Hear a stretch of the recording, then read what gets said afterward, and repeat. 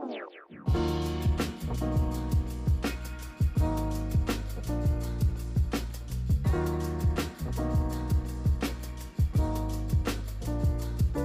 to another episode of GQ Speaks, your go-to platform for insightful conversations, captivating stories, and thought-provoking discussions. GQ is a series of experiences, and we're just making sense of that as we go along. That is what we're doing here, one conversation at a time. So sit back, relax, and let's dive into our episode.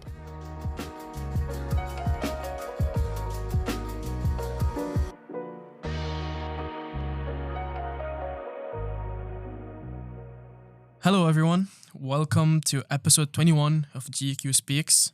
I am your host, or not really, I'm Omar Shahab, class of 2024. I am here with my two friends, Aya and Yata, who will introduce themselves in a minute.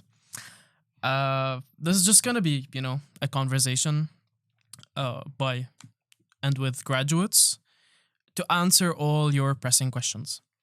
So, without further ado, hello everyone. I'm Aya Hassan. I'm class of 24 and I major in Culp. I'm also a very active member of African Student Association and Black Student Association. You might have met me through my job at Comms, where I try to bully people into being in our next B-rolls and stock pictures. I apologize for that, and if you're interested, we have a shoot next week. Can I join?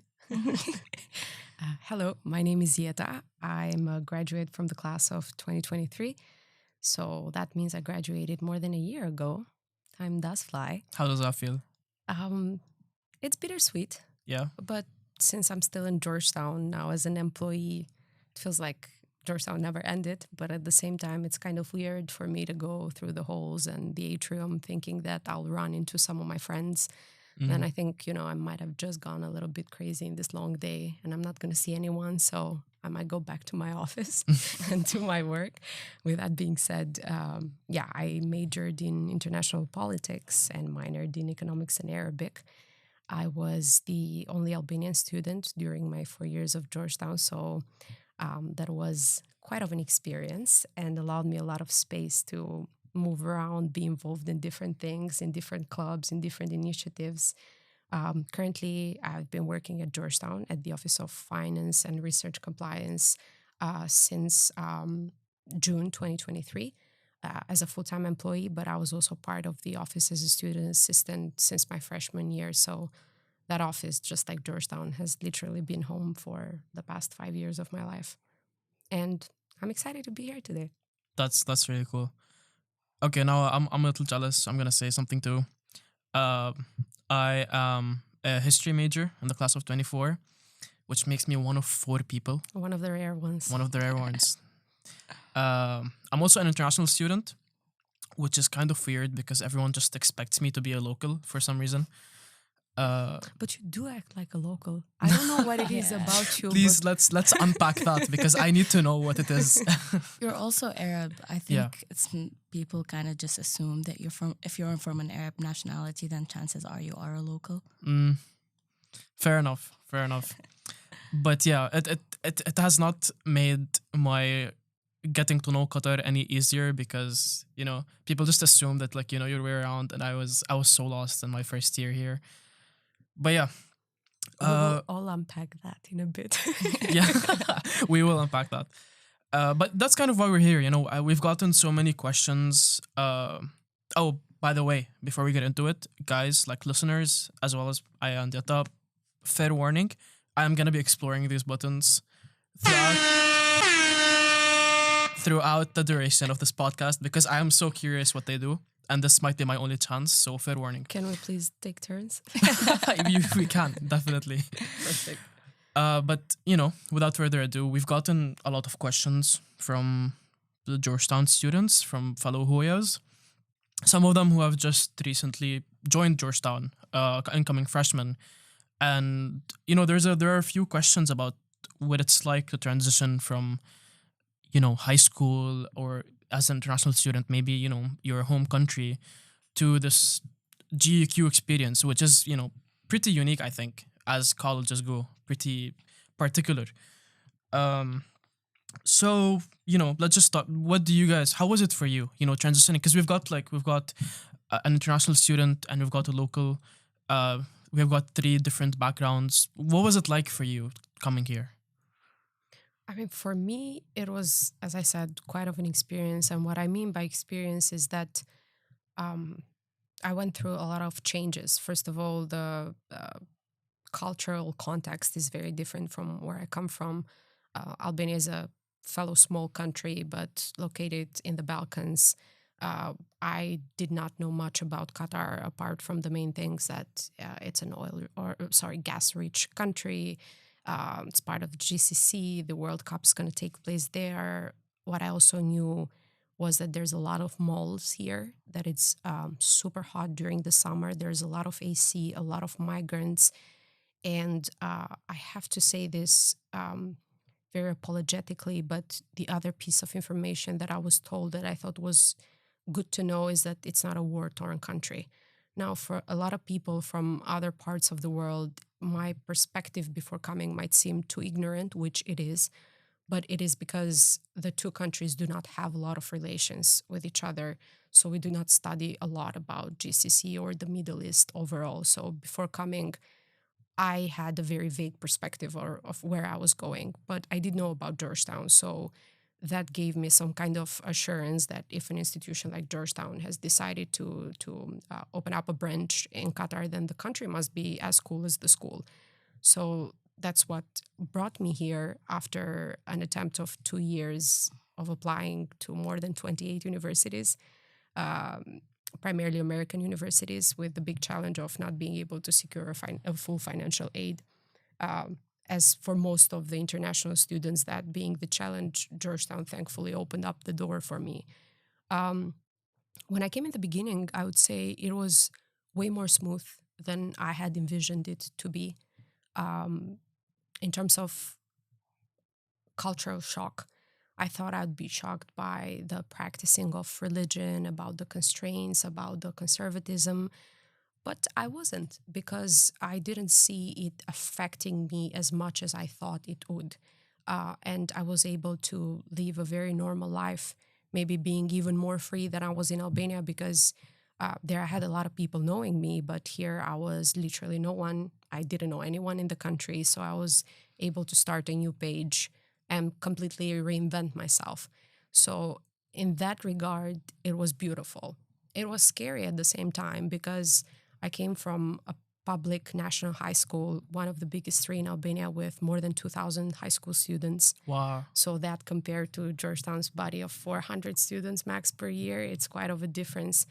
And the capital, Tirana, in itself is a very vibrant city in which there's a lot going on for the students. There's Olympiads, theater competitions, national debates, everything you can think of is happening. And because I was president of the school government, of the student government, I was involved in a lot of these projects. And I came from being super active, kind of like, quote unquote, a popular kid, to again being an absolute no one who has no idea what is about to unfold, because I had never been in such an international environment before.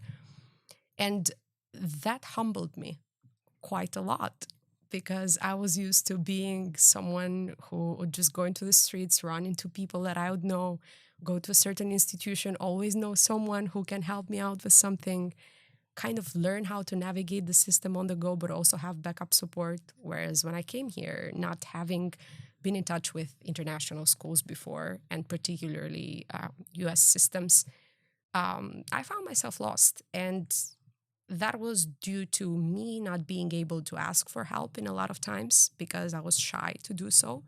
I have to very openly admit that. Sometimes it was also because of inferiority issues.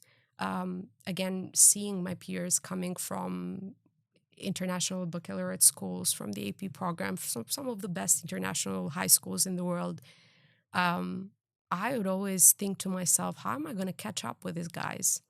I literally was Jon Snow, not knowing anything, not even writing a paper. So there were a lot of challenges. And as you mentioned, being an international student, you also come with the burden of being away from your family. And being the first child who left the family, that was another layer of responsibility for me, by having to keep in touch with them all the time, kind of updating them with what was happening with my life here. But I didn't know what was happening myself either. So that was a challenge on its own. That's a good way of putting it. Like, they want you to update them. Like, I felt this for like they want updates, but you don't even know what's going on. Yeah. I feel like that's part of that alienation process the first semester, to the point of one of the questions we received on how to transition from high school life to university.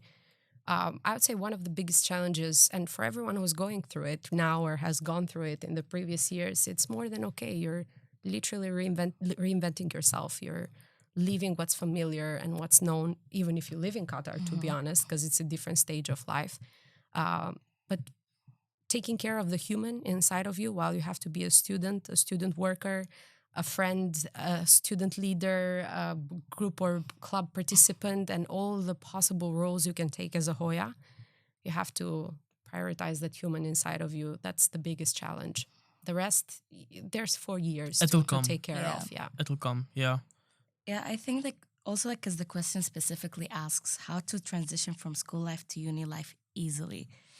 And if there's one thing I would say about this is that it won't be easy. And I think the first step is to acknowledge that it won't be easy. Because if you set the expectation that it's going to be smooth, it's going to only make you struggle even more. So that's a good catch, actually. You're right, yeah. So I think initially you just have to know that it's going to be a process. It's going to take you a while to figure it out. And you're not alone in it, because that's where the imposter syndrome comes in. And I think I faced it the most because I saw people that came from the same school, for example. So they already came in as friend groups and they were just existing, so smoothly. And I was like, why am I struggling? It's just a huge part of it is to accept the fact that even if it doesn't look like it, everyone is going through it somehow, For sure. You don't need to feel inferior or feel like everyone else is going through it easier than you are. Everyone is struggling in their own way. And it's part of the process, being lost, not knowing what it is, being humbled into it. At the end, it is a very different stage of your life. I call it the rebrand because that's what happened to me. I was a very different person in high school. I'm a local, so I went to a Qatari schools. So I still came from a very different environment from everyone else. I studied in Arabic my whole life. So even when I came in, just writing papers, or academically at least, I used to always think in Arabic. And then suddenly I had to function in English all the time. And I think that is where I saw the gap, because the microeconomics was my first economics class in my whole life. I feel you. My personal statement was the first thing I ever wrote in English. I saw people who kind of had ideas that were coming to them so easily, and I was like, "Did you have this curriculum before and I didn't? Like, what's up with it?" But you get on your feet faster than you think that you would. First month into Georgetown, I remember thinking, I'm like, there's no way I can do this. I don't see myself ever, digesting, processing, and engaging with information the same way I see other people do. But it really does happen faster than you think. Once you because at some point you have to do it. That's the thing. It's not an optional thing. And saying don't stress about it is not realistic. You will stress. You will struggle. But it's okay to stress. But it's okay to stress, and it's not like the stress will ever go away, but you'll just learn how to manage it. And that's when things start becoming easier. And I think the earlier you go through that stress, the better it is. Better. Mm-hmm. And also one thing you kind of lose sight of in the beginning is that although some other people might have themselves together, to put it in a polite way, in terms of academics, they might have other issues. They might not be comfortable in this environment. They might not be able to make friends. They might have their own personal family issues. They might struggle financially. You don't know what it is, but nobody is having a perfect, smooth ride. So it is very important, in my opinion, to know that you're not the only one having or going through a challenge, but you should also feel very grateful about the kind of challenge that you're having, because it might be way easier, not easier necessarily, but more simple to overcome by having the right tools, finding the right tools and the right people to help you overcome whatever you're going through. We've talked about the paper trauma together before, and I absolutely resonate, because anyone who did not come from, I guess, one of these IB schools, or to be honest, I don't even know how many good high school systems are out there.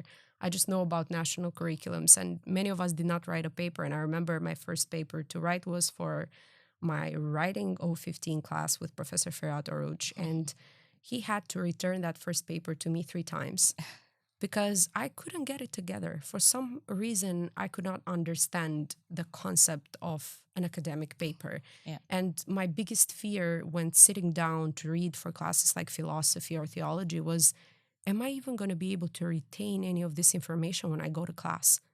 Because I had to translate words on the go from English to Albanian to sometimes understand the main thesis or the main argument. But guess what? From that, you go to maybe an honors thesis or a certificate where you write 60, 70, 100 pages of your own, and you're like, my God, that is some progress. So another thing is, Georgetown does build you up.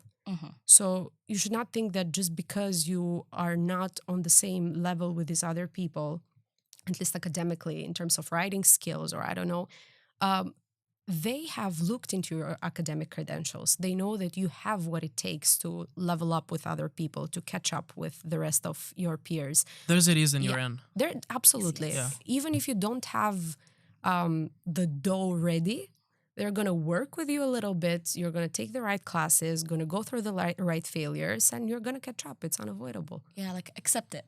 Yeah. Just let it happen. Yeah. And I think one thing to also say is, we talked about how humbling it is.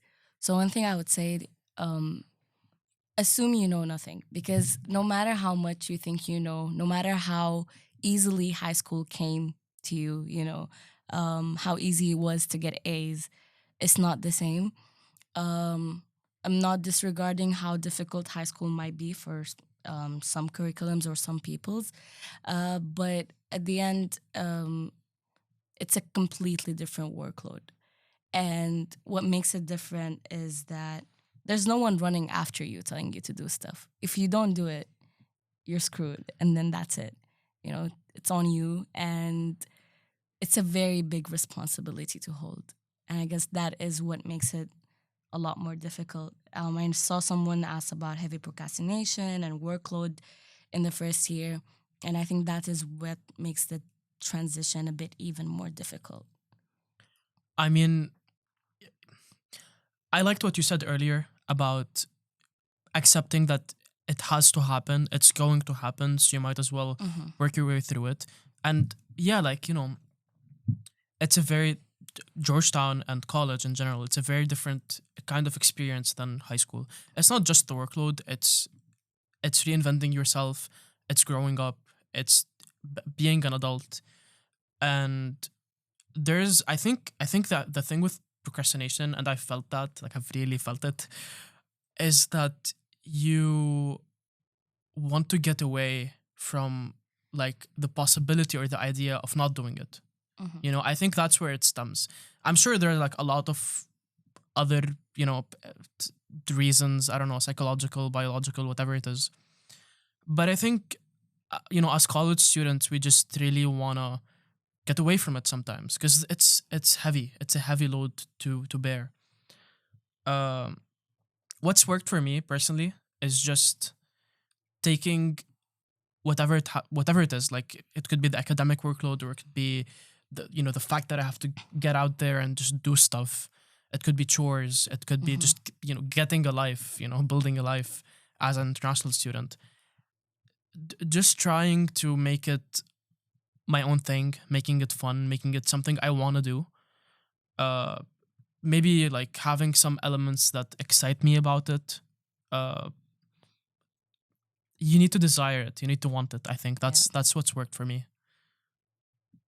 Yeah. Yeah. Another thing, I think, even with procrastination, at least what the reason I suffered with it is I was a perfectionist, and just I had the stress of it has to be perfect and it has to be an A, and I have to impress the professor, and I have to get on the same level as everyone, made me push back doing it, because it just becomes a very difficult task that it's not that I do it, I have to do it perfectly and I have to get that perfect grade. And if one thing I would say ended, and then sometimes I would end up not doing it, because I'll be too scared of the process or what the result would look like. And what I would say would help is that you need to walk in with the mentality that yes, an A is nice and do your best at it, but at the end, the point is do it. Just do it. Just do it. This is not sponsored by Nike. Yeah. So like you don't have to just this. It's good to want a good grade. It's good to have the ambition to for that A. But if you put this much pressure on yourself, you will end up not doing anything. And you just need to realize that it's a learning process, and that's just part of it. Especially, I would say, with like your first paper in a class, for example, your first assignment. Your professors understand where you are at more than you think. That's true. They gave you that assignment for a reason. They know that this is the level that you can handle, and they know that it's something achievable. They would not give you something that you would not be assigned an assignment that is so crazy and impossible that you need to kind of, sit in a dark room and think about it for weeks. Oh, and please, sorry to interrupt you, but please go to office hours. Yes. Please talk to your professors.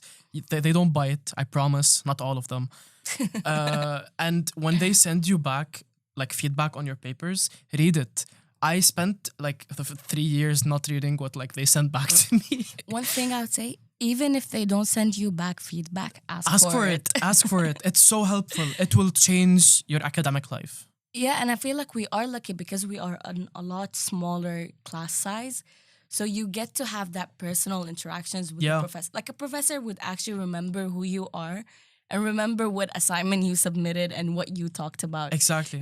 So it's not like the professor would be like, oh, wait, let me pull it up. What did you say your name What's was your name again? Yeah. So chances are, as you build up and submit, like you never have a class where you submit just one assignment, at least very rarely. So they understand. One thing I learned is that a lot of professors look at how much you progress rather than just what you submit, And because I submitted a lot of papers that I thought like, this is it. This is my A. This is my 99 out of 100. I did great. And then I'll be humbled so fast, But I also have papers that I'm like, this is the worst thing I ever wrote in my life. I'm too embarrassed to even submit it. But then I would end up doing a lot better than I thought. Yeah. I took international relations in my sophomore year with Professor Anatol even. And I remember it was COVID time, so we were taking the class online. We had one of the lectures to read for the day. It was some IR theory. I apologize, but I don't remember it. Let's blame it on COVID and not me not being attentive to the lecture. But I remember he would write the lectures himself and he would put it up on Canvas. We had all to read it before class. And in the end of the third page, he wrote, stop here. Don't forget to get a biscuit. Don't forget to feed the cat. Get another biscuit, maybe also some milk or tea, whatever you prefer. Now you can go back to the lecture. And it has stayed That's with nice. me. I think it's one of the coolest lectures I've ever read. I don't even have a cat, so I ended up just having biscuits and taking a moment for myself. But it's a good reminder because when I used to look at professors in the beginning in the classroom, I would kind of feel their authority of their knowledge, of their experience, but even them as human beings of, being older people who have gone through some things in life. And I would think that I cannot access them because I don't have their experience, I don't have their knowledge, their expertise. So I shouldn't shy, talk to them. To go and tell them that while you might have written 30 books for the past 10 years, I'm struggling to write my first, second, or 10th paper. And we sometimes forget that they've been in our age as well. They've been college students too. They've been PhD students for a decade of their life, maybe. So they know what it feels like to be hopeless and miserable. And some of them are very open to admit that in class. Yeah. But even for those who do not admit that or even acknowledge it, know for sure that deep down they understand that this is a process, and it might happen to everyone that you're not always on your A game. There's so much happening. Again, I don't want to disregard that the same happens for local students and for the Qatari students, but I can speak more for international students, knowing that, again, you have to cook for yourself, clean after yourself, It's horrible. do chores, do groceries, have to go and save up and buy clothes for an event or an internship. Yeah. Come and do your student job if you were lucky to get one that semester. Go and do an internship. Go and do another, I don't know, event or initiative, and then go to classes. But I would say that's the beauty of it. And Yeah. I think what helped my procrastination is multitasking. Engaging myself in a lot of different things, holding way many more eggs than I could in my basket. Ended up breaking a good deal of them, but made good omelets in one way or another. That's what because, it takes, yeah, you know? It built me up. Yeah. And when I realized that I can get outside of my box, I can get outside of my comfort zone, and I started seeing the benefit of that.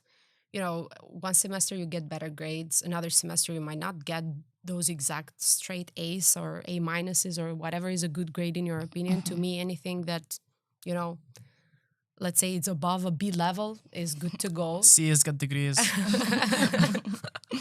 For sure. But if you don't want to feel like you're missing out, Yeah. to me, even a B plus gives me the honor I want to live by. But that being said, if you do at least one thing per day that makes you feel better, I think it's a win. If the only thing you did today is feed the cat or grab a biscuit, as Professor Levin would say, I think it's still good to go. You will be able to catch up tomorrow because you know that you cannot escape it tomorrow. Because if Sunday comes, you have to submit that paper or problem set by the deadline. Another thing is surround yourself with people who will call you out Yeah. on your definitely. procrastination. Pick your friends wisely, definitely. Absolutely. And that's not very difficult to do in a small campus like ours. You know who's your tribe, you know who are your people. And more or less considering how much of a competitive environment it is, I think everyone is trying to kind of do things, kind of get along with their tasks. But again, have one or two friends who will remind you that you are wasting your time and you should get yourself together. I think planning on my calendar has worked out very well for me.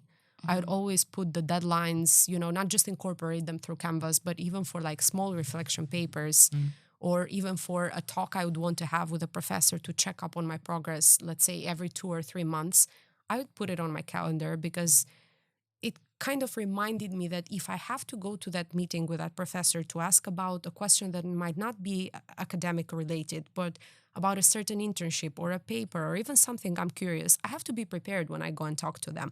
Not necessarily write a paper about the thing before I go to them or watch every single documentary out there, but Know about it. have a structured thought, opinion, or question before talking about it, because it's not about the impression you will leave on them, but it's about the benefit you will get out of the conversation. Yeah. And I would say the same thing has helped me with my mentality towards my jobs as a student assistant. As I mentioned, I worked at the Office of Finance and Research Compliance, but I was also a peer tutor for quantitative methods for a year. And before preparing your lectures to go in class and tutor fellow students, you have to get prepared. And to be honest, for me, it was easier to get prepared to help others than to prepare for my own self to go to class or to go to the I relate meetings. so much. And, I have had friends of mine who became very good in certain classes because they started helping other friends of them. And that reassures you that you know what you're talking about. And if such mechanisms do help you to get out of your bed and do things, do them. It's worth it. And always clean your apartment, please. Absolutely. Please. Oh, that's so... Yeah, actually, I just want to reiterate 2 things you said because that's actually so helpful. First of all, always clean your apartment. It gives you such an energy boost. It makes you feel so good. Do it. Just do it. Even if no one's going to see it, do it. Second thing, small tasks. Small tasks, again, it makes you feel so good about the progress you're making, even if it's a tiny task. Even if it's just your laundry. you'll feel so much better afterwards. You're gonna want to keep getting shit done. And third thing, what was it? You said two things. Oh no, helping your friends. Yeah, Okay. helping your friends. You have no idea how many times I thought something was like, not even that it's hard, but I just couldn't bring myself to do it. I couldn't. I was so like Stuck. and I just can't bring myself to write a sentence. And then my friend is like asking, like, what do you think I should? How do I go about this? And suddenly I just can't stop. You know, Ideas are full of flowing. ideas. Yeah. So yeah, like cooperate. It doesn't have to be something that like, you know, is not, you know, shouldn't be done or like in papers or whatever. Just you know, have thinking sessions, have brainstorming sessions. Also about papers, it's okay to write a bad paper. Yeah. You know, it's not like every class you take, you're going to have to be an expert on that class. I remember, again, freshman year, some people knew about colonialism and Edward Said's books just like it was a holy scripture. I had never even heard of it. And I would be like, either I cannot think and I've never read a book in my life, or they're just different. And guess what? After getting that degree, I think they're just different. There were classes like, I don't know, things that I enjoyed, like security studies, international politics, comparative political systems, things in those lines, where I did great. I did amazing, past my expectations.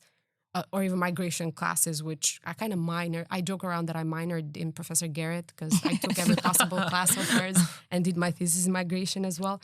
But econ classes, man, it wasn't my game. Yeah. I started majoring in econ, so I think I'm one of those, not to boost, but like it's just extra hard work that I did, guys. It's not, again, to say that I did good. Don't do this, please. But I took 9 out of the 11 econ classes. Wow. And I dropped out 2 classes before completing the major. And then I switched to IPOL and completed IPOL while having done an Arabic minor of 36 credits. You switched that late? I switched in my junior year. Wow. Second semester of my junior year. It was quite of a challenge. I had a lot of fights bet. with Dinmut. He thought I was going to be a lost cause. But thankfully it worked out. But again, like, not every class has to be your best class ever. Yeah. And maybe it's just, you're not compatible with the vibes or the class or the professor or their way of teaching. So there's a lot of factors that you need to take into consideration when judging yourself on how good or bad you did in this particular task. But again, no cats to feed because we're not allowed to have them in the dorms. A lot of biscuits to eat for free from student life or wellness. Take advantage of that. Sometimes Actually, I do. feel like going and free stealing food. something from student life. Oh No, my I'm an god, employee. guys! They give out so much food. It's good food. It's always good food or fruits like Eat wellness. that apple every Eat day. it. That wellness Eat it. apple. Yes, eat it. When you graduate, you're gonna miss that apple so much. Yeah. Eat it. It's like having your grandparents on Yeah. campus, Actually, who yeah, are like, that's so true. eat an apple, please. And it's so nice because you don't even have to interact with Yeah, anyone. yeah, You just yeah. walk in and it's right there by the door. There's always like You're like, apples and bananas. You just grab Yeah, one and just leave. grab one. No one would even see you. Yeah. Also, go to peer tutors. Go to peer tutors because they will understand where you are stuck and Yeah. why you are stuck because they've been with you in class or they've taken that class before. They've talked to the professor. They've talked to Samreen and all the other experts. So they are there for a reason. And I tell you this also from my perspective of having been a peer tutor for a year. I was super shy my first year to go to Masa and the other peer tutors that were older than me when I was a freshman. But then I realized like the last thing I could do is judge these students because I understand that that particular concept sucks. No Yeah. one wants to, sit down and learn about this thing.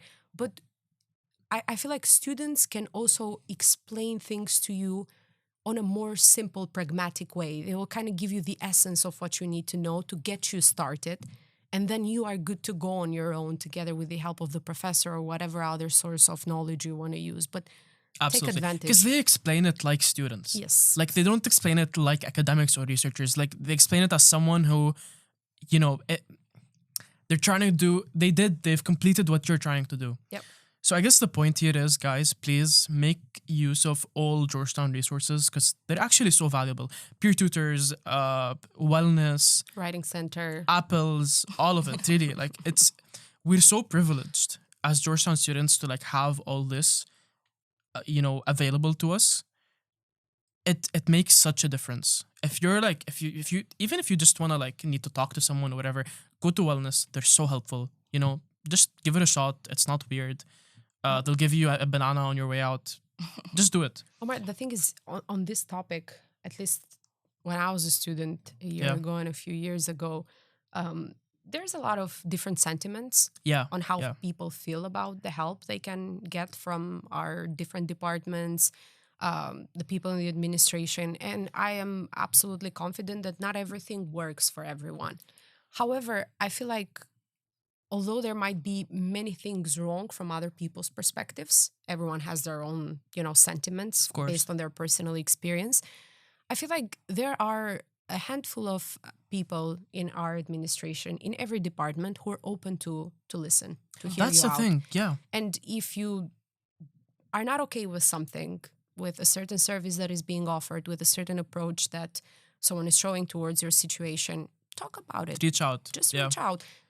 Look, nothing can be perfect. And this system, just like any other system in the world, be it education or labor or healthcare system, not comparing ourselves to NHS, but, just like any other system, has its own flaws. And it won't get better for the people who come after us if the people who are here Unless now you make a won't fuss. do something about it. Yeah. But also something else about the Georgetown culture, and I don't want to generalize, but I've noticed this a lot. Don't fall prey of other people's opinions. Just because someone might be saying all sorts of things about a certain professor, a certain class, a certain person in the administration, a certain group of students, do not take it for granted. Go give it a try yourself. Absolutely. And at least make your own opinion about it. If someone tells you that, oh, I think this professor is absolutely brutal in the way they deliver feedback, maybe there's some more nuance to that conversation. Yeah. And you have to go and try it for yourself to be able to come up with an idea or an opinion about it. So that's another big takeaway. Definitely. Create your own perceptions and have your own opinions. Because I've gone through this so many times, and if it wasn't like just for the fact that I've accidentally like taken Professor X or Y before people started telling me about them, I probably wouldn't have taken them. But then because I did, I know that there's much more to this than meets the eye. And some of these professors ended up having such a major impact on my academic trajectory and even my personal beliefs. So just experience all that you can by yourself. It's all available. Just make the most of it, I think.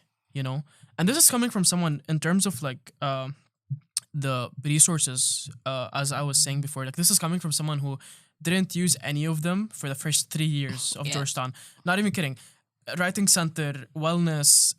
I don't think I even took those fruits at my first 3 years. I'm so serious. Just try it. It's not even if you think I used to think that it could be a waste of time, or I didn't think that writing center could really help me. I thought I'll just use my own voice and papers. I didn't think wellness could help me. I'm not having any issues. I'll just power through myself. It's silly. If you do have that perspective, that's fine, but you don't know what that experience is like in the first place. You can't judge it before you do that, before you walk through that door. So just walk through as many doors as you can. Professor's doors, wellness, writing center.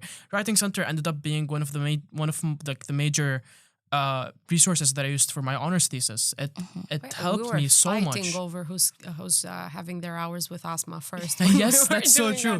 That's so true. So yeah. Yeah, and on resources, I would also want to say one thing. As much as it's important to not let other people's opinions affect your experiences and whether you experience something or not, I would say one of the most important resources are your fellow students. Wait, that deserves a... They're going through the same thing you're going through. Some at different paces, some at different levels. And when I say your fellow students, I'm saying that because I've been seeing it recently how now batches are kind of tending to stick with each other. Like they only interact within their class. Yeah.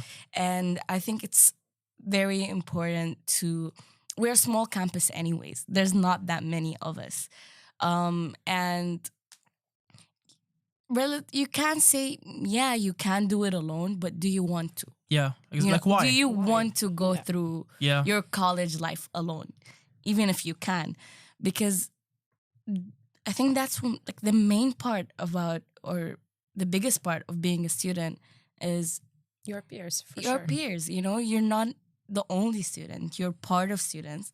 Like for example, I spent the first years of my college life relatively alone, moving solo. You know, yes, I would say hi to people in hallways, but I wouldn't say that I had friends. And then around end of my sophomore year, that's when I became part of a friend group, and it was a relatively big friend group on campus that I would say had a very loud presence. We can confirm. And Shout out outside area. shouts out to outside area. And what the thing with that group is that not all of us were good at everything. You know, some were good at history, some were econ geniuses, but sucked at history. You know, my thing personally was culp and anthropology classes. Like that was my thing. You want to talk culture? I got you. You know, I will tell you how to structure that sentence of critique of society. But having that group and being able to learn from each other and have these conversations at lunch break, not necessarily about things that you are learning in class, but just generally about the socioeconomic state of the world. Like the most random The topics most ever. random topics of what is happening. Oh, a war started in my country. Oh, my country is having a revolution. Oh, I hate this system. You know, it's not that it helps you directly with the content of your classes, but it helps you formulate ideas and opinions. Gives you perspective. And debate. Gives you perspective. And you learn how to think. Yeah.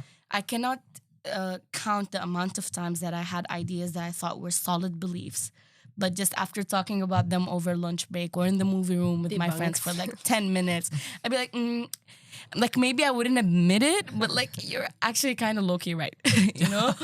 And that is very important because then it reflects on the way that you think academically. You know, mind you, not everyone was born an academic.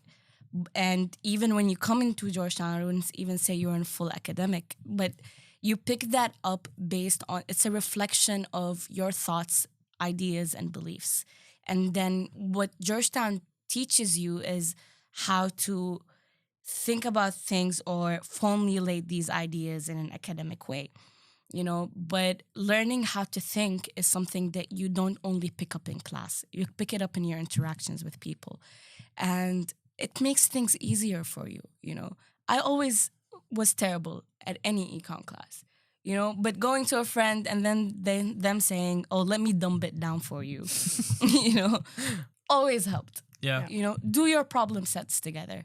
Yeah. Let your friends read your papers.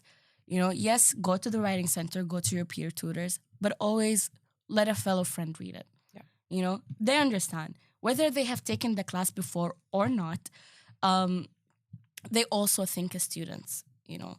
So and you will miss out on a lot of things when you write a paper, because especially when it's a long one that you've been working on for a long time. But your friend will be the person that will spot a spelling mistake out of pettiness to be like, ha, that's wrong. That's true. You know? So this is not a journey that you want to go through alone. And having friends and peers is very important. And it's fun. It's fun, exactly, because that's what you end up remembering. Like, yes, you have friends in middle school and high school, but your friends in college are the ones that you will relate to the most and the ones that you are most likely to, you know, be friends with afterwards. But it's also about those 4 years in itself. Like, I think our batch had around 48 nationalities. Mm-hmm. About 45, that's for sure, but something between 48 to 52. And some of the nationalities that were present in our batch, I'd never met people from those countries before. Mm-hmm. So when I would sit with them in the atrium, to be honest, I didn't necessarily have the best impression of all of them because I didn't really know them. And I also tend to kind of ride solo until I find my tribe and I stick with them. Not to say I don't merge with other people, but I choose. I try to choose and be very selective. But that was the good thing about Atrium. And that's why I loved it as a space, because during lunchtime, I would see someone that maybe I wasn't friends with, but I hadn't given them the benefit of the doubt to become more than acquaintances. Yeah. So I would have heard a certain opinion they had in class, and I would just go and ask them, can you tell me a little bit more on what you think about that? Because I don't know much about this topic and I'm curious to know more. And in many cases, I had no idea what their country looked like, their economy, their GDP, their, I don't know, social status, their revolutions, their entire historical and cultural context, right? So I would just sit down and ask them a very simple question, which I have turned kind of into a mantra that I do with people when I meet them for the first time. What does your neighborhood look like? I like that. Can you describe it a little bit? I like that. Because I think of it in the perspective that when you travel to a new country, especially if you commute by a bike or a bicycle, you're constantly looking around at how people walk, how they're dressed, what that's their pace of moving around. Are they chit-chatting? Are they slow? What are they eating? How they're looking at each other? Are they loud? Are they very loud? And these are takeaways that I love hearing from people because they're insiders. So even if they're going to describe a revolution to me, they're going to describe it from the perspective of someone who is either the child of someone who's been part of that revolution, or a grandchild, or they might have been there themselves, or they know the language and they can give you way better primary sources or secondary resources than I could ever find in English and Google helping me out, or even ChatGPT. But for my bad, ChatGPT came out during the last late, month, so we weren't blessed with that gift. But for me, that was a blessing, because through that I managed to have a connection with people. You don't necessarily need to be friends with everyone or best friends. You are kind of friends with almost everyone because you share classes, jobs, events, meals, and so on. But let them be more than acquaintances to you, because everyone who comes here has been chosen for a certain reason. And respect that in the same way that you would want others to respect that about you, that you are a representative of something. And what I like the most out of the people that I'm friends with, and I'm still very close to a lot of people that, I was good friends with during those 4 years, is that I don't think about my friendship with them just as, okay, those 4 years in Georgetown, we had a good time, that's about it. I think it's a lifelong kind of investment, because tomorrow day, there will be places. And I am a deep believer that everyone will be doing something super cool. Yeah. Because they have the mentality of a go-getter. Yeah. They came here for one reason or another. I know for a lot of people it's the financial aid, but it's amazing, because that means that they've moved a lot of stones before stepping on this one and taking advantage of the opportunity. And they will be somewhere where they will be doing something cool, innovative, creative, in a leadership position or whatever it is. And those are the kind of people that I want to be friends with, even in 20 years down the lane. I always joke with my friends that, when I become the Prime Minister of Albania, I'll give you a call. And if you are an expert at the World Bank on, I don't know, fiscal policies, you know that I barely passed micro. So I'll ring you up and I'll ask you for advice. Will you give it to me? And they're like, yeah, you got me kayak so many times. So, I got to give it up to you. So think of people in a good way as a long-term investment. These are companions of life you will have, not just college friends that you went with. And plus, they've seen you in your worst days more than your family or your other friends ever will, especially for people who pulled all-nighters or lived in the dorms or stayed, around campus until very late. So you gotta love those people and invest in those relationships. They know too much. Don't risk it. Yeah, and it hits you sometimes. You'd just be hanging out and I'd look around and I'd be like, I can't believe that these people are the next leaders of the world. Yeah. But the thing is, they actually They are. That's the thing about be. Georgetown. Like, I don't even mean this in an elitist sort of way, but more like it attracts this sort of person because it's not just the name Georgetown, it's the type of person. I think you know, the, despite our differences and like within the student body, I think it's pretty clear that we do have a common factor. Like we're here because we're driven by some sort of personal reason, a personal mission. It could be it's very diverse. I've seen that, between students, it can vary hugely. It's an actual spectrum. Yeah, literally. But everyone wants to do something. Everyone wants to change something. We're not here just because we want to. It's not just a matter of learning or expression. Yeah, or getting that degree. Yeah, it really isn't, Like, people really want to get the steps in to know how I can accomplish X or Y. But it's also the environment. I feel like even if not everyone comes in with that leadership perspective that, oh, I want to take up this role, want to work in that club, in that institution, student club, or with doing an internship in a certain institution, you grow that along the way. Because again, you start taking smaller steps, you see that it's fun, that it's kind of cool, and then you want to do something else and then something else. And I think that kind of answer is also one of the other questions on how to get the most out of the Georgetown experience while you try to be excelling academically, but also living the full student life. And I don't think these two things are mutually exclusive. You don't have to miss out on the student life experience because you want to maintain that academic excellence throughout your 4 years. Again, it's a very relative, subjective thing, in my opinion. For someone, a GPA of 3.2 might be a major accomplishment. Yeah. For someone else, if it's not a 4.0 or a 3.999, then, their 4 years were wasted. Again, you've disgraced your ancestors. No gold medal? Oh, my God. Just drop out already. Yeah. But there are ways to work around it. And a lot of the things that we've mentioned so far, I think, kind of answer to that question intuitively. Get out of your room, clean your room. So get out of it after you have cleaned it. Try to get a taste of everything. Yeah. All the clubs, even if you don't feel like they're not for you, that you have a very solid opinion, as I mentioned, that this is not for me or this is my stance, you never know. It might humble you, or it might make your day by making you feel super good with yourself and confident that, hey, I knew about this thing and I managed to contribute it to this. But another thing I would say from my own personal experience, so I wasn't the most vocal person on campus. I wasn't super engaged when it comes to student clubs. I did participate in 2 or 3 of them, I think. I did attend a lot of events, but I wasn't that much into taking up a leadership role because I was more interested into getting work experience outside of campus and inside of campus. But one advice I would give is think outside of the box.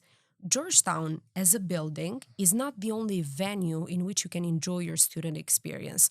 I know of other peers in my batch and other batches who have gone to build their own startups, their own companies, their own nonprofit organizations, and utilizing and applying the skills and knowledge they got inside campus in other parts of the world by also engaging their other Georgetown fellows in their entrepreneurial activities or initiatives, still making the best out of their student life, because you don't have to excel in the same venues as everyone else. If someone is the, president of a student club, you don't necessarily have to be the president of another student club. That might not be your thing. I was never engaged with the student government inside school, but I did deal with the residential student government in the dorms for 3 years. A lot of people on campus don't even know that exists as an entity, but it caters to around 800 or 900 students in both male and female dorms. And I think that has taught me the basics of public policy, because Qatar Foundation is a very bureaucratic institution in which you have to be a lot of very patient to deal with, but you also have to learn a lot about how to move around things, to understand nuances and contexts of protocols and policies. And I learned that in Georgetown. But I didn't have a venue, or better to say, I didn't come across my favorite venue to apply it in Georgetown, but I managed to apply it there, and I wouldn't have it any other way. So think outside of the box. Yeah. And, building on that, I'd even go a step further. You were saying that, they're not mutually exclusive. Just by your own story, it occurs to me that not just that they're not mutually exclusive, I'd go a step further and say you can't really do one without the other. Absolutely. I feel like if, those experiences like yours and with public policy and the residential government, others and like the conversations we've had outside of the main entrance or your internships or whatever it is, I don't think it's possible to attain the academic excellence that you want at Georgetown if you're not going to engage with other people or like with practical experiences. I think that's a necessity, Yes. You can't really go without that. On that point, I just want to share briefly a personal story on public policy and thinking outside of the box.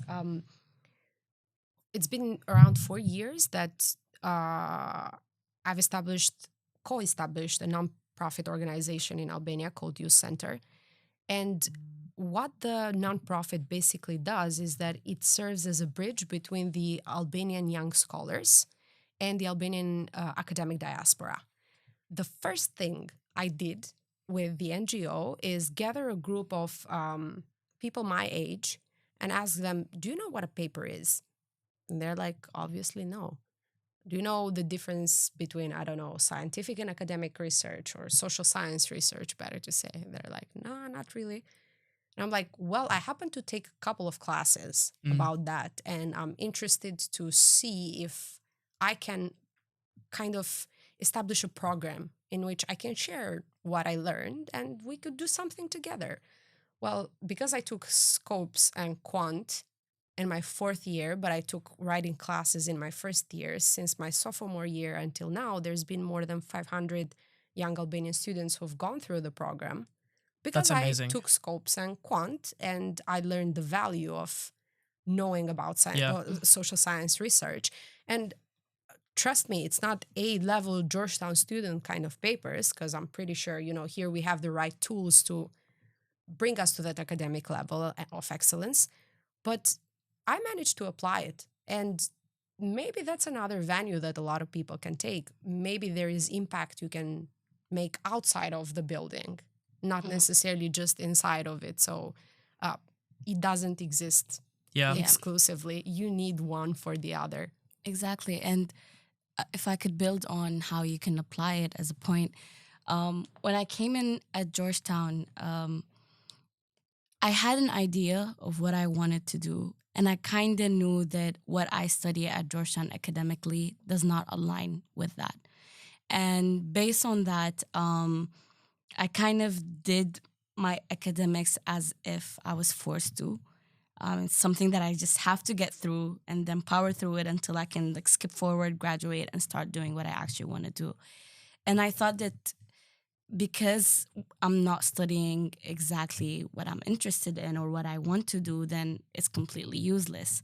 But it's a degree that I have to get. And I would say, so for context, like what I want to do is more arts, culture, heritage, museum studies, art history. And I was like, a politics degree does not play much into that, at least career-wise. And then one thing that I quickly learned when I started working is that what you learn as a student is not about the information that you learn. It's about learning how to operate, how to think, how to kind of... Every skill that you gain as a student is a skill that you can apply to any other discipline that you can think of. Absolutely. Regardless of whether it's... They're transferable. Yes. Regardless of whether it's the exact same thing or not.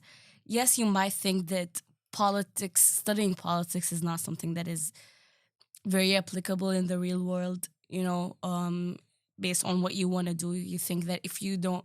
Because a lot of people, I see them, they simplify studying politics into becoming a politician or a diplomat or working in an embassy, as if that is the only route you can take. Which is weird to me. Rarely the case. Yeah. It's weird to me because if you think about it, like just looking back at like the politics classes or just the Georgetown classes that we've taken, and really, I don't think it's about the politics of it. I think it's not really about the theory. It's about, making a case, or it's about thinking. It's about arguing. It's about understanding, absolutely. And like these skills are so easily transferable to so many other fields. Mm-hmm.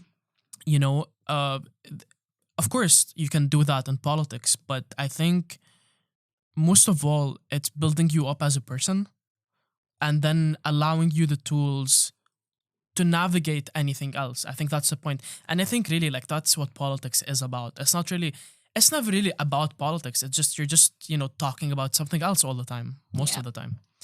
And like what we study is everywhere. And at the same time, we study a lot more than politics, you know. I might say maybe there was a point like when we were freshmen where classes were a bit more limited. But as we got closer to graduation, like I noticed that there are like 4 professors that teach film, professors that teach art history, even the anthropology classes. There, you can study film, you can study music, you can study culture, you can study art. So there is always a way to learn about what you want to learn about. Yeah. I didn't think I had any interest in politics, but I somehow, like, professors always allowed me to pursue what I want to pursue. I was the person that would make an IR class about, art trafficking, and just push for what you want to do. You can shape it. You could shape it. And professors actually allow you to pursue that. I was very clear from the very beginning that this is what I'm interested in, And yes, it might sound systematic.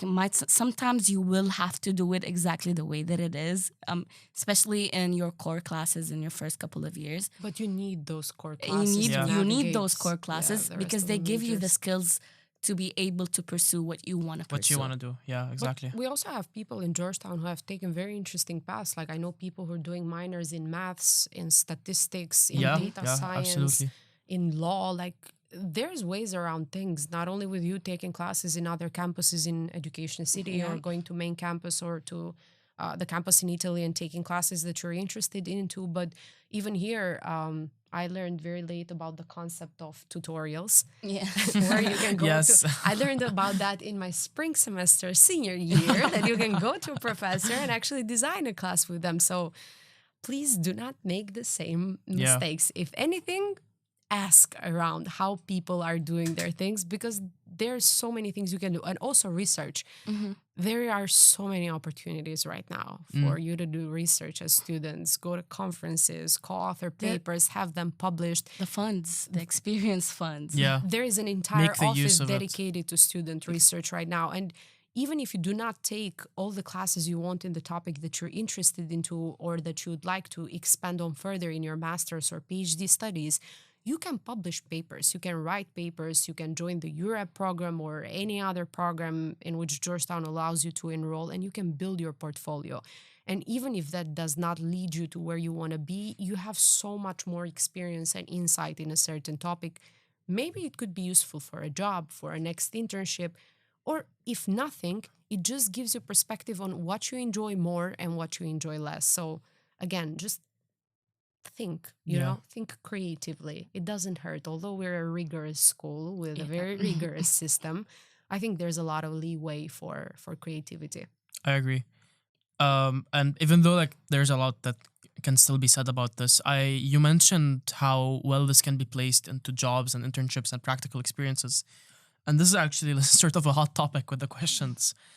We have people asking about how many of us are employed or on, advice on finding jobs, what jobs are recommended with a Georgetown degree or with an econ major in specific. What do you guys think about that? It's not an easy intro because, a sad truth here is that the job market sucks. But I think, Georgetown, one thing we've seen with our classes is that many people have just gone to other places and there's a real flexibility with what you can do with a Georgetown degree. Yeah. So what has been your experience so far? Well, for me, it's been a long journey with my kind of, let's say, professional experience, not the full-time one, but at least with being in the job market. I took a gap year before coming to Georgetown. Even during high school, I was doing a student job, and then I took a gap year doing a full-time job. When I came here, I was engaged in a lot of internships and student jobs as well. I graduated with, I think, 8 internships and 4 job experiences, which to me was good Mm. because it made me develop a lot of new skills that I didn't know I had to learn. Burnt me out for most of the time because there was a lot going on, a lot of things for you to handle at the same time. But it gave me 2 main perspectives that I'm very grateful of.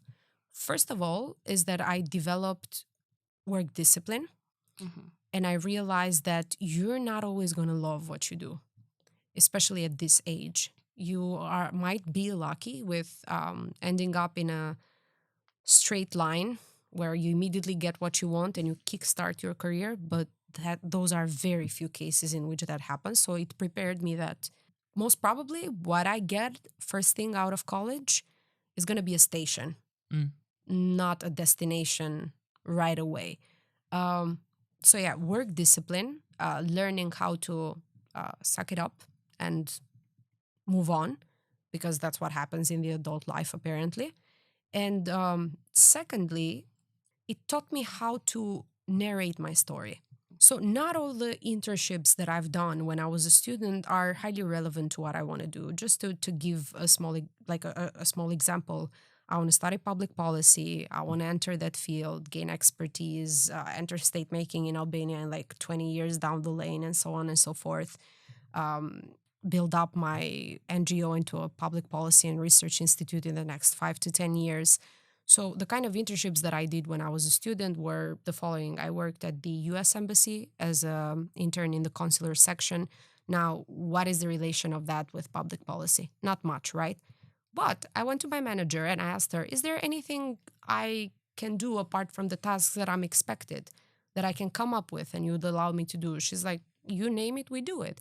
And she allowed me to work with her on this cable about Qatari medical tourism in the United States, where we got a set of data from the State Department and we had to do a full analysis on the numbers that would advise the US government on how to devise better policies to cater to the needs of Qatari patients coming from Interesting. Qatar. And at that time, I had no idea what I was doing, but it kind of gave me some perspective. You know, it made me understand how some numbers can work in a certain context. What is a cable? Why is it written? Mm. How will it be delivered to the other receiving end? Another internship I did was at the Qatar Financial Center and Regulatory Authority, where we had to research about international regulations on trade embargoes with Russia and Iran and so on. I was a freshman. I had no idea what I was doing. But looking back, it was tied to policies in one way or another. Mm. Um, I then tried to take everything as it came, whether I could land my perfect internship or not, because it's not about the name of the institution or the title of the internship itself. It's more about those transferable skills you get. And it's very important to be open with your managers and play around with things, move them around. If you have a certain set of tasks that you have to do, can you transform at least one of these to something that you're interested into? Maybe you cannot, because such are the sorts of tasks that you have to do. But maybe there's ample space for you to work on a separate paper that is not related to your day-to-day tasks. That built me up. And again, it contributed to what I love the most. And it's a mantra for me in life. Just think outside of the box, you know? Now, looking back, I can narrate a story about what I was doing and who I was. And that narration of the story helped me also land the job that I'm doing right now at Georgetown. Evidently, the fact that I worked in the office as a student assistant also did come as a great advantage. However, the kind of responsibilities you have as a student assistant are extremely limited compared to a full-time employee, not Mm. only because of confidentiality issues, but also because of your skill set. You are a fresh starter. You need to learn a lot. You might have a good small insight on the main idea on how the department works. And as a student assistant, you'd also know. But it's a completely different deal. And what got me the job was knowing the term policies in different contexts, having seen it applied again in different contexts and bringing it together in the higher education system context, because that's what I do on a day-to-day basis. It's definitely a very tough time to navigate in terms of the job market, but every generation says the same. My brother is 4 years older. He says that we have it way easier than them for some reason. My cousin who's 17 says, oh, it's going to be hellish when time comes for us. But things change, things move. You learn new things. And jobs as a concept have changed drastically. The kind of job I'm doing today, it was done completely different 30 years ago, and the same applies to everything that you want to do. So be up to date with what is out there. And while you are a student, when you think about your employment after 4 years, well, it depends. You might not get lucky.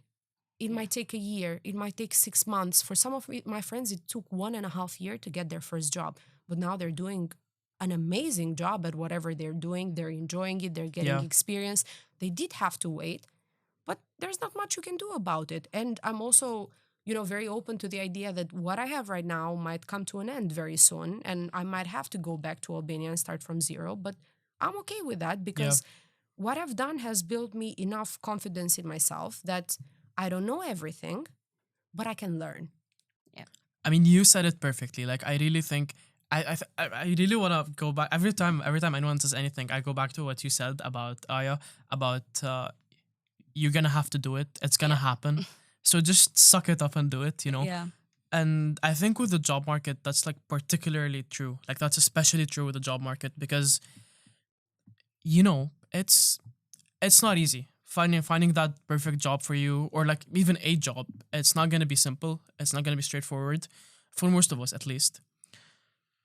Honestly, like it's going to happen, whether it's now, whether it's a year and a half from now, whether it's hopefully not more than that, but could be, like the thing is, just put your head down and get to work, do it, because Georgetown has given you, we can't give you like a job right out the bat, but it has given us the skills, the character built up, the methods to navigate the job market, and even the resources to like look for a job. They've been working on getting career coaches, getting like job databases, stuff like that. So it's going to happen. Just as students, like our job is to just chase it. Yeah, but I would also say don't be fixated on a certain idea or a certain job title or a certain company. Yeah. Like, I think one of the things I've learned throughout the past 6 years of my life, including Georgetown before and now, is expect the unexpected and accept that whatever happens will happen. Yeah. And it's good for you because one door closes, another window opens. You might think that just because I didn't land this job that was the job of my dreams, life is over for me now while I'm 22, 3, 24, 25, and oh my God, I'm desperate. I understand that for a lot of people, me having a job and saying that might seem like just a privileged thought, but I'm at the end of the day an international as well, and I've tried, being unemployed for some time, and I understand that we all have responsibilities. Locals, Qataris, internationals, everyone in this life has their own responsibilities. But again, you have to try different things. It's a station. It's a station. It's like you said. If it does not work out right away, straight away, then maybe try something else. And of course, I think people at the careers office and at the alumni office are way better equipped at guiding people on how to better train their people skills, how to be better at networking while they're still students. I didn't ace that. It wasn't, let's say my strongest suit during those 4 years. But for some people, it did work out and it did take them places. As always, you have to do most of the work yourself. Other people are there just to give you a little push or a tap in the back. But try different resources and don't get discouraged by LinkedIn posts. Please, it's all fake. It's worse than Instagram. Just because someone goes out there who is super thrilled and happy and excited to tell us about this amazing job and honored to get the job of their dreams or having been served the honor of being accepted in this internship, good for them. But you have to wait for your own, as Arabs say, risk. Yeah. You have to wait for Yeah. what is meant for you. And I don't just mean that by, sit and wait, but have faith that hard work coupled with the right people who see the right things in you will make it work out in the right way at the right time. Absolutely. Yeah, and one thing I would say is there's no recipe or a manual or exact steps that you follow that will guarantee you a job. Nothing does. Everyone's journey is different. I wouldn't say it's luck, but circumstances are different. It's about being in the right place, right time, having right skills. But it's not a ready expectation, and no one can tell you this is what you need to do to get a job. Yeah. Because it never works like that.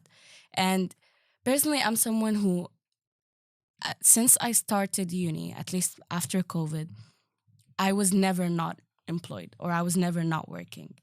And up until now, I would still say I have no idea what I want to do. I can't say, like, people would ask me, oh, what do you want to do? What do you see yourself doing after school? Blah, blah, blah. And I never had an answer. But one thing is, I gave everything a shot. One thing I would say, be delusional. Apply for every job position that you find, even if you think you're unqualified, even if you think that you don't fit any of the requirements. Applying literally takes 5 minutes.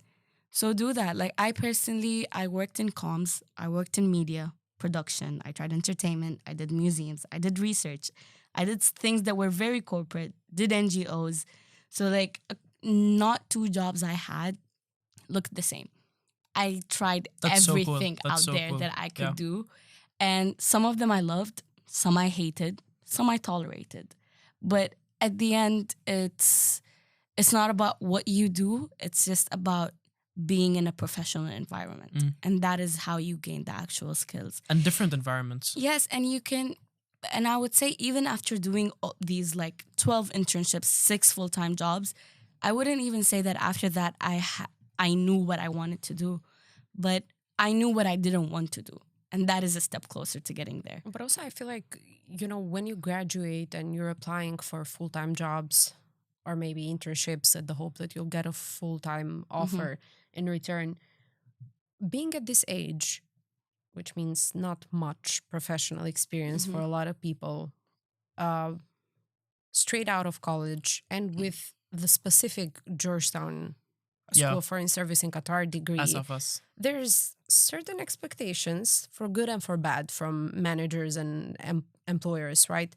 And what I mean to say by that is that you will never have the perfect profile for any job that you're applying to. Like, there's people from all around the world most probably applying for that job, but exclude the word, even if you even if you think in the context of EC, the pool is so diverse. So the way you can help yourself, and this is something that has worked out really well for me and friends of mine, is that although you do not trust this while you're in the process, it's more about your attitude than it is about what you have done. Nobody expects you to be an accountant, a diplomat, a scientist, a political scientist, or whatever when you knock on the first, day of your job at your door, of your manager's door, and you're like, hi, I want to start working. They don't expect you to be that because it's not reasonable or sound for you to be that. But what they want to see, and I can fully attest to this after a year of full-time working experience, and I'm pretty sure other alumni who have been Hoya alumni for many more years would be able to explain it better. It is about that attitude, because guess what? You don't know much about what you're doing. You learn on the go. You'll make a lot of mistakes. Hopefully, things that you can fix. You don't want to destroy your corporate. But if they like your attitude, they will help you grow, and they will recommend you. They will, put you in touch with other people. Georgetown doesn't have to be the place where everything happens while you're at it. Georgetown can make things happen for you later on, even after you've left the building and you have gained the experience, the mentality, the attitude, the work discipline, and that kind of open-minded perspective that for as long as you learn, and of course make a living wage, which is always good to make, you're good to go. You're going to figure it out. Yeah, and one last thing I would say is they don't just hire you based on your resume. Like your resume is a big part of your application. It gets you there, gets you to the interview, but it does not necessarily get you the job. And it doesn't keep you at the Absolutely. job And either. it doesn't keep you in the job either. So yes, having a 3-page resume is cool. Would probably get you a call or, hey, when would you be free to pop in? But after that, it's completely on you, who you are, what your attitude is, If you can handle yourself. and it becomes deeper than it's a lot deeper than your technical skills. Yeah. It's about your social skills, Can how you be you there on interact time? with people, how you communicate, your work ethic. And these are all things that you can gain without necessarily getting that prestigious internship or that, these are things that you can earn while being a student. These are things that you just learn from your everyday life. Yeah. And one thing I would say that applying to all these jobs, maybe it did not always get me the job, but it taught me how to when I get in that room with those people, how to make myself sound like the better option. It's all about having these social skills and knowing how to carry yourself and presenting yourself as someone who's eager to learn, who has that work ethic, who it's okay to admit that I've never done this before. Chances are most of the jobs that you do You will be haven't things done that before. things that Exactly. you know nothing about. The amount of times I applied for jobs and then I had to Google the job title and be like, what does a blah blah blah do? Are countless. Product manager.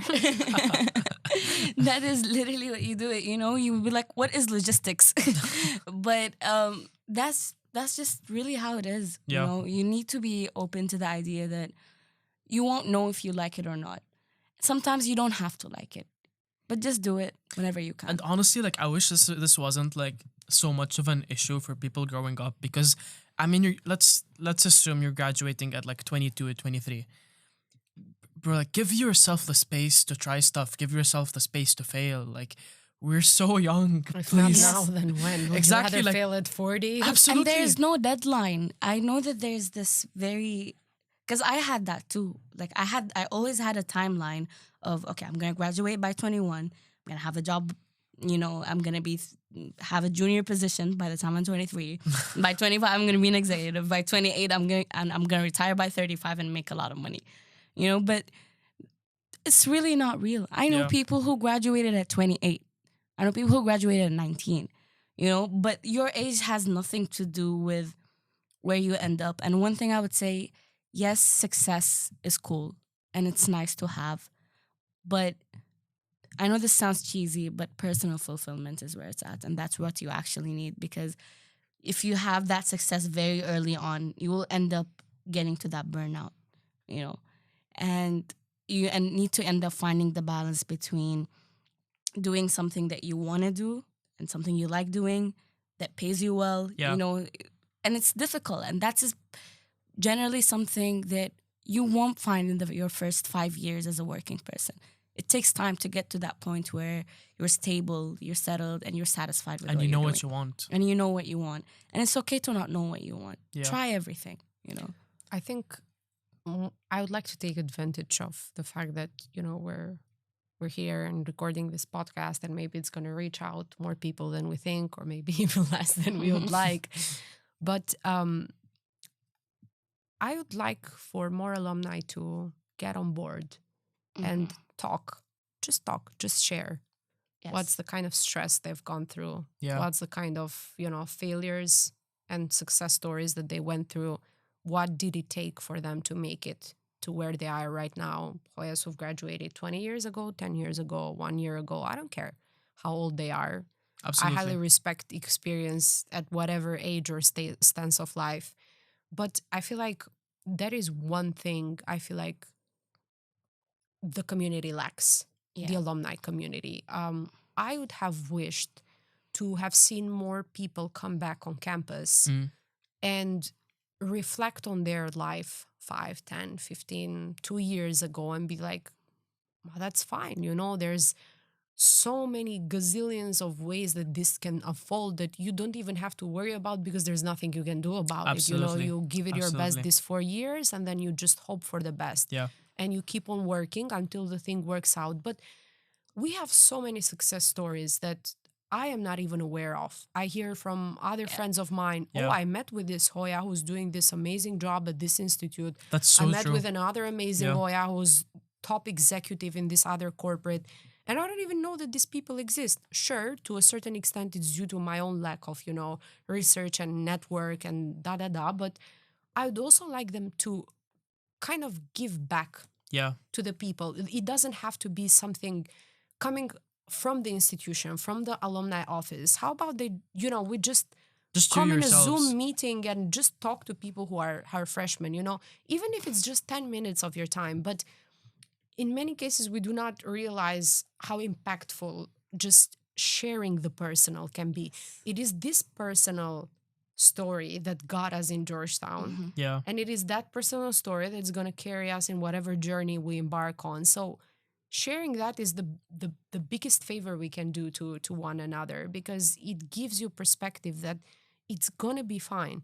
If it was Exactly. fine for so many graduates, hundreds of graduates, well, it better be fine for me as well. But please, and I mean this from my heart, to whoever is listening to this, I need to talk to these people.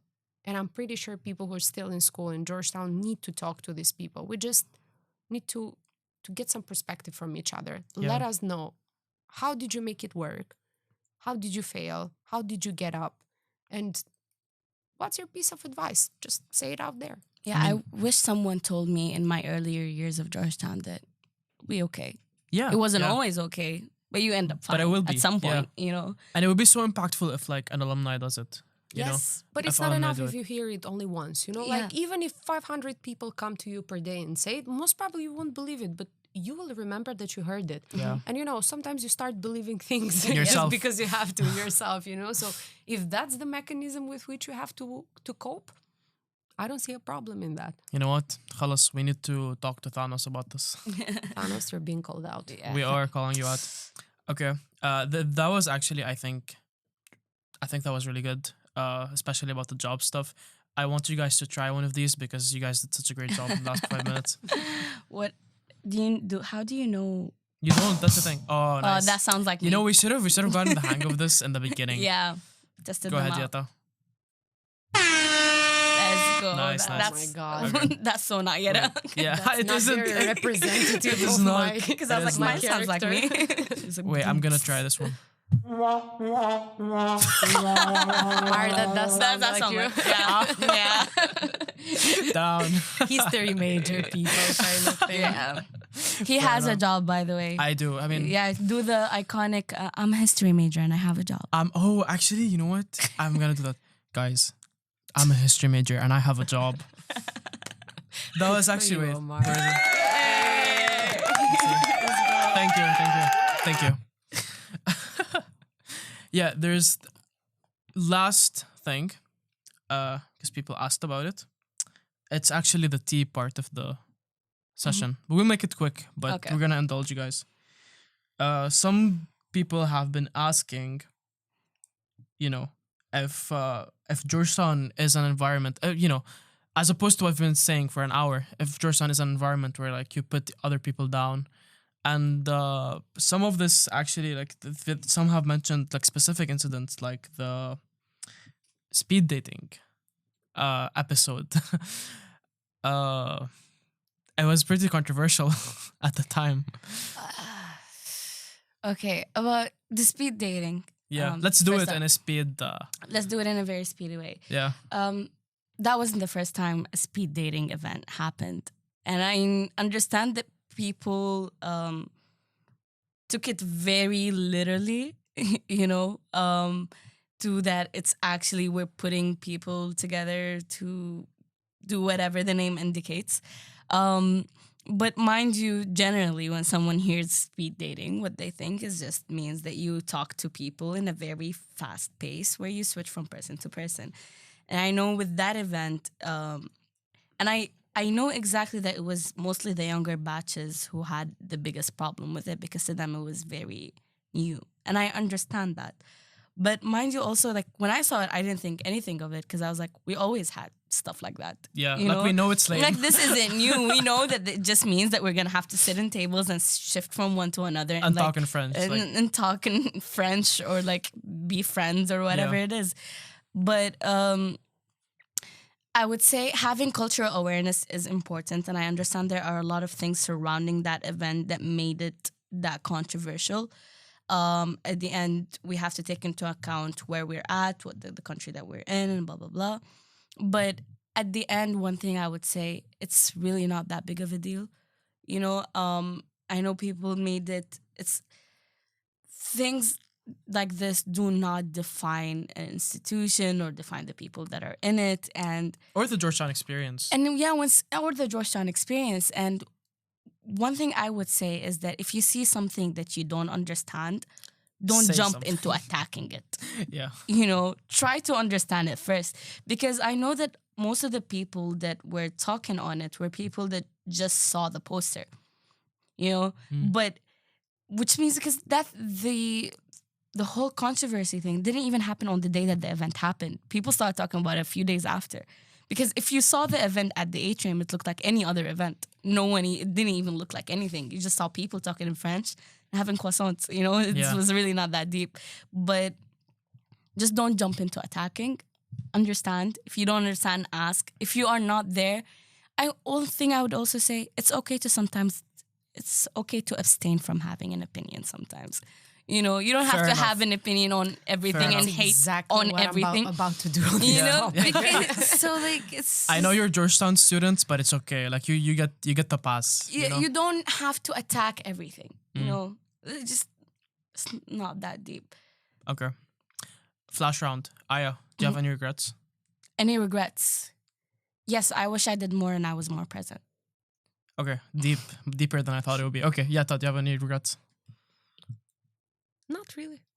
Yeah? I wish I would have spent some more time with my friends because I wasn't very present on campus due to the internships, the other jobs, the NGO, all of these important quote-unquote excuses.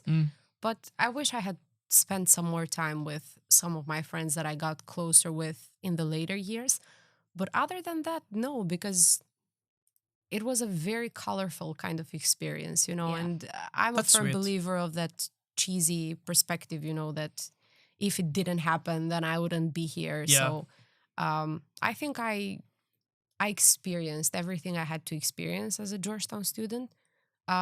If I were to go back, I would have asked for some more help and I would have been more of a pain to Dean Moot and other people. Shout out. Yeah, but you know what? It was a beautiful journey with its good and bad days. And I've said this in my Tropaya speech that Georgetown has radically changed who I am as a scholar, as a person, primarily due to its people. And the bonds I've created with people that I am, you know, family kind of close to now, or even those that are just friends or acquaintances, I love it. They've changed me, and I owe it to them for having changed me in their own nice, sweet, or not that sweet kind of ways. I'll just very briefly touch on the question about people putting other people down in Go Georgetown. ahead. It does happen. Yeah.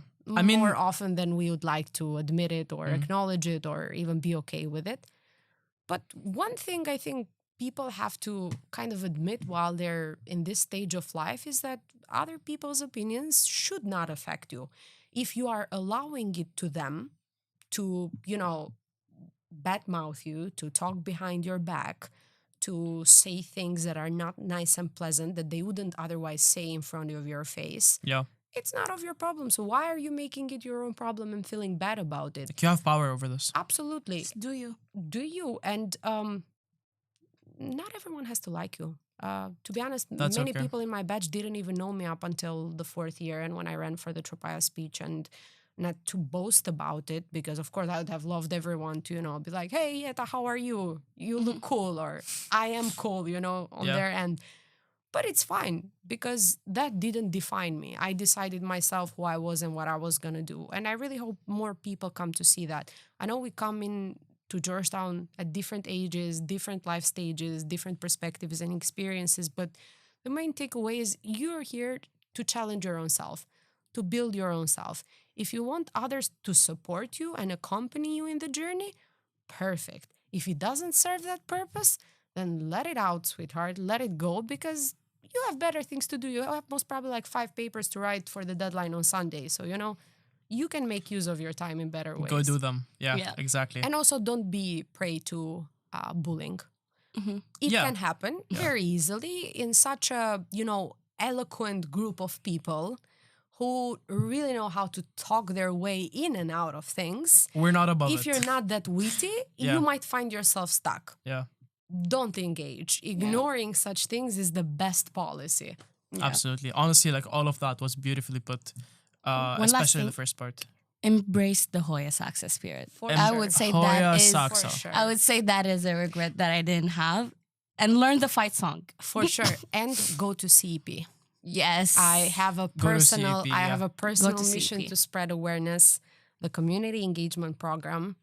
I absolutely am a firm believer that the other programs, the women as change makers, the zones of peace and zones of conflict, everything that is out there is a must. You should give it a try. Go to all the trips. All the CEP trips, though. but CEP Escape as well, but will fundamentally build you and mark you and define you as a Hoya. It teaches you I love that. what they mean here about community for others, people for others, community and diversity. There's no better way through which you can really internalize those, Jesuit values that we see in the walls of Georgetown. And it's also a cool program, man. You're building something, a house, a gas tank. You're like, I feel like Hulk, and I'm also Socrates by the night, Yeah, I agree to that. Do CEP. It fundamentally changed who I am as a person. Wow. I recently went to CEP. It's not a cult, we promise. It's not. But I recently went in May to Kenya. It was an amazing program. I got to talk and meet students who have always been students with me, but I never met or talked to. I got closer to a lot of the staff members, and it just really changed who I am as a person. And this is where the whole embrace the Hoya success spirit stems from. That's what I would say I learned on that trip, that you are part of a community, and you see it more when you and other people from the Georgetown community exist in a completely different community that's foreign to all of you. You see how much you have to give. So you see how much you have to give, and you see how close you are to each other. This is something that you're doing together, and you're all doing it from the spirit exists. I used to think the whole Hoya Saxa thing was cheesy. I was about to say, I didn't think you'd say this. Yeah, everyone says that. But by the end of that trip, I was yelling Hoya Saxa on the bus back home, and it's a great experience, and it brought me closer to Georgetown as a concept, as an idea, as a space, and it significantly increased the value of Georgetown to me. That's amazing. Guys, do things together and do debriefings after you do things together. I met 2 of my friends, Musa and Wakar, in June, I think, in Dubai at Wakar's place. And we hadn't seen each other since last year. There was a lot for us to catch up on. And we're talking, and we're complaining about how clueless we are about our life in the next few years. We have no idea where we're going with our jobs and with our education and so on. And then this is a very personal story, but I'm going to share it because whoever has gone to CEP will understand it. At the end of the conversation around 5 a.m., and we're going to depart at 10 a.m. on the same day, Musa goes like, Yeta, doesn't this feel like a debriefing to you? And I'm like, my God, it does. Those debriefing sessions just bring you down to earth, remind you to be grateful for where you are, and ignite that sense of community. That it's not about the institution or about the policies or the system. It's about the people. You are the institution. I am the institution. We're all part of the system. If we want to make a change, however cheesy again that might sound, or hopeful or idealistic, I fundamentally believe that it can come. If two people come together on the same idea and go talk about it to like-minded people, or at least try to change someone else's perspective on it, Georgetown will be a way better place. And yeah, guys, CP is the place. That's where you will get encouraged to go and change the world in other dimensions that Georgetown has ever shown to you before. Yep. That's Are amazing. you ready to change the world? Very. Hoyas She accent. will. I will. Okay, I'm gonna adopt that, by the way, the debriefings.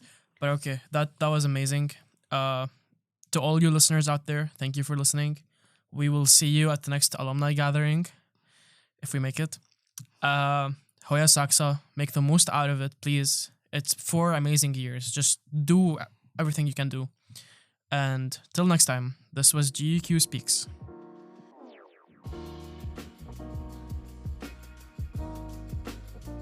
Thank you for tuning in to this episode of GEQ Speaks. We hope you've gained valuable insights and inspirations from our conversation today.